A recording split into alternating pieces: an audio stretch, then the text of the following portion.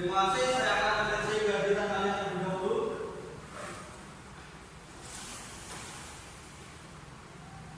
Agus Duyanto hadir, Dina Saputri hadir, Rohan hadir. Baik, ada 36 peserta didik hadir semua.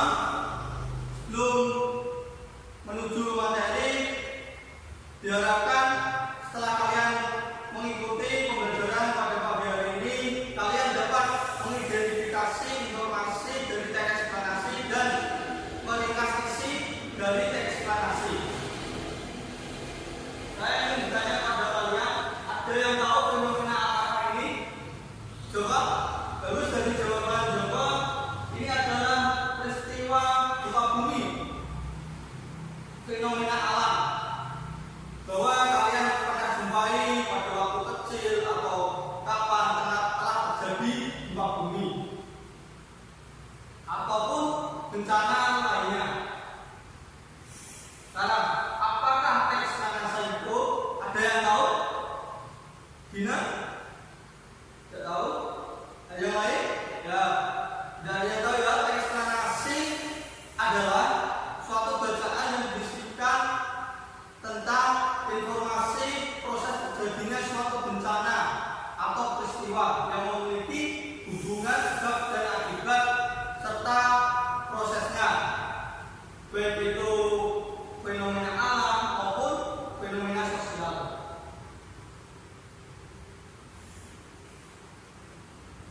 Jenis-jenis teks eksplanasi ada dua. Tadi teks eksplanasi tentang alam, suatu bacaan teks eksplanasi yang berisikan mengenai bencana alam seperti gunung meletus, banjir, gempa bumi, tsunami dan lain-lainnya. Sedangkan teks eksplanasi tentang sosial atau lingkungan sekitar itu memuat tentang sosial seperti kemiskinan, pengangguran, demonstrasi dan lainnya yang berhubungan dengan sosial.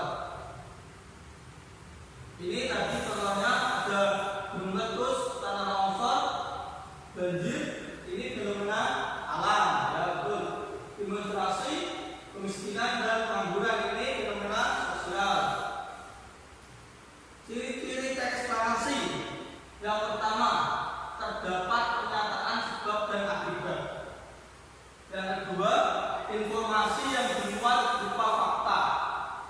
Yang ketiga, memuat pengetahuan berupa keilmiahan atau ilmiah. Keempat, menceritakan suatu peristiwa atau kejadian. Dan kelima, struktur terdiri ada 3 bagian. Yang pertama, pernyataan umum. Yang kedua sebab akibat. Dan ketiga, interpretasi. Struktur teks eksplanasi dapat kalian ketahui bahwa suatu bangunan, contohnya rumah, itu memiliki kerangka sehingga rumah itu bisa berdiri dengan kokoh, mulai fondasi, tiang, atap, dinding, sehingga menjadi suatu rumah yang kokoh dan utuh. Begitupun juga dengan teks eksplanasi yang memiliki struktur atau kerangka yang membangunnya. Mulai dari pertama ini ada pernyataan umum. Pernyataan umum itu suatu paragraf yang menjadi inti atau pembuka dalam suatu teks eksplanasi. Yang kedua, urutan sebab dan akibat. Ini mengenai uraian yang menjelaskan apa yang terjadi atau peristiwa yang telah terjadi. Struktur ketiga, ini interpretasi. Suatu paragraf yang berisikan kesimpulan apa yang terjadi, mengapa bisa terjadi, dan bagaimana cara mengatasinya. Struktur ini di dalam teks eksplanasi terdapat kata kunci, ada kata kuncinya untuk mengidentifikasi informasi nantinya. Mulai pernyataan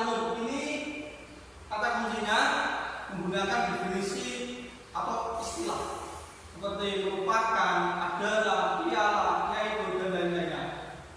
Sedangkan struktur ketiga urutan sebab dan akibat, kata kuncinya menggunakan kata disebabkan oleh, akibatnya, dan lain-lainnya. Yang ketiga, interpretasi menggunakan kata kunci seperti berdasarkan, oleh karena itu, jadi.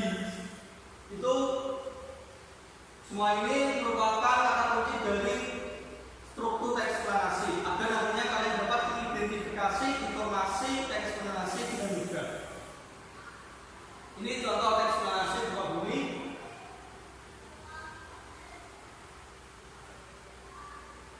Langkah-langkah meringkas isi eksplanasi. Yang pertama, menentukan ide-ide pokok dari setiap paragraf. Yang kedua, menentukan kalimat-kalimat utama dalam eksplanasi. Yang ketiga, menentukan mana saja kata kunci dari struktur eksplanasi. Keempat, meringkas isi dengan merangkai kalimat dari informasi-informasi dengan menggunakan kata yang baku. Dan kelima, menyusun informasi-informasi dari struktur menjadi paragraf yang utuh, menjadi ringkasan yang utuh. Agar kalian paham, kita lanjutkan untuk mengidentifikasi informasi dan meringkas isi. Ada contoh teks eksplanasi, sampingnya struktur, dan sampingnya lagi ini informasi. Teks eksplanasi berjudul gempa bumi. Untuk mengidentifikasi informasi dan telah dijelaskan di awal dengan mengetahui kata kunci dan strukturnya. Struktur pada paragraf pertama ini merupakan pernyataan umum dengan ditandai ini adalah, menggunakan kata adalah. Gempa bumi adalah suatu guncangan yang disebabkan oleh, ini merupakan struktur dari pernyataan umum sehingga didapatkan informasi gempa bumi adalah suatu guncangan yang disebabkan oleh adanya suatu pergerakan lapisan batu bumi. Itu merupakan informasi dari struktur pernyataan umum.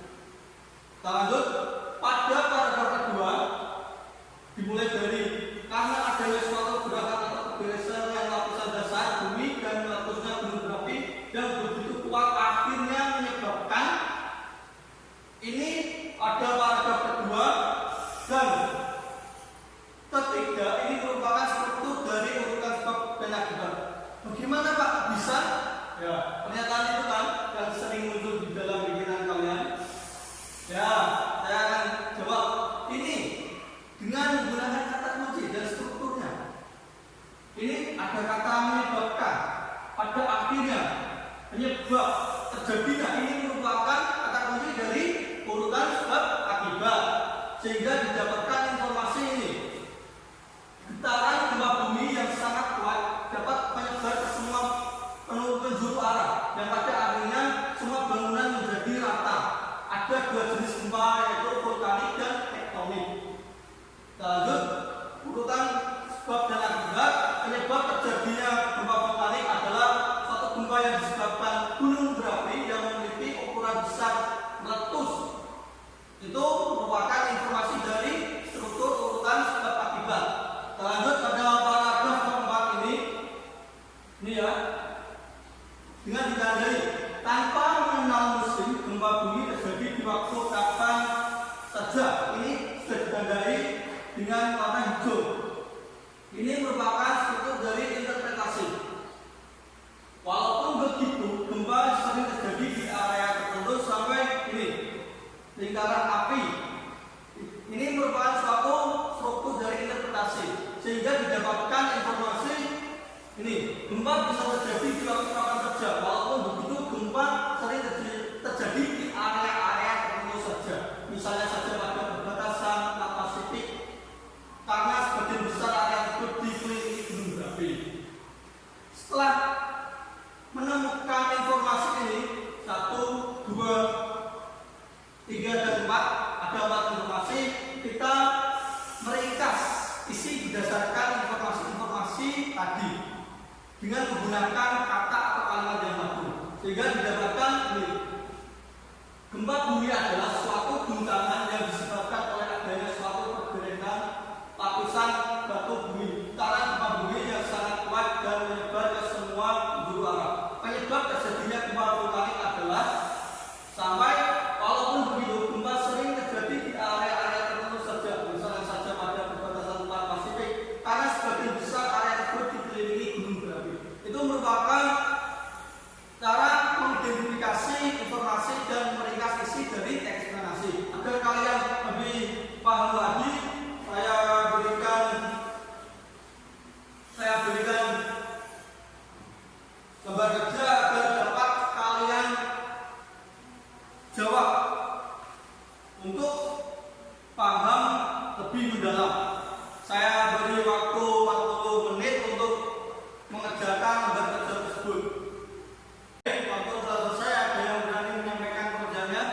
Silakan Joko.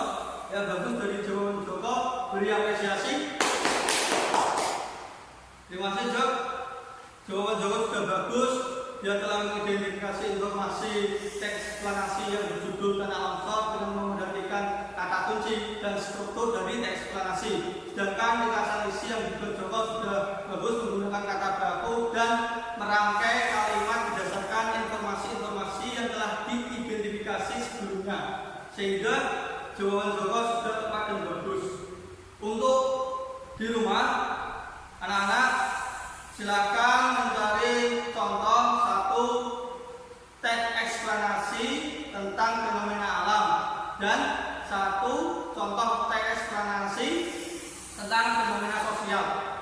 Pada pertemuan berikutnya kita akan bahas dan lanjutkan materi menulis teks eksplanasi. Ada yang ingin ditanyakan? Tidak ada. Untuk pertemuan kali ini kita telah belajar mengenai pengertian teks eksplanasi, jenis-jenis teks eksplanasi ada dua, fenomena alam dan fenomena sosial. Fenomena alam contohnya gunung meletus, banjir, gempa bumi. Fenomena sosial contohnya kemiskinan, pengangguran, demonstrasi dan lain-lain. Setelah itu struktur teks eksplanasi ada tiga, pernyataan umum, hubungan sebab akibat, dan ketiga interpretasi. Dan kita telah mempelajari mengidentifikasi informasi dan meringkas isi dari teks eksplanasi. Ada yang ingin ditanyakan? Sepertinya tidak.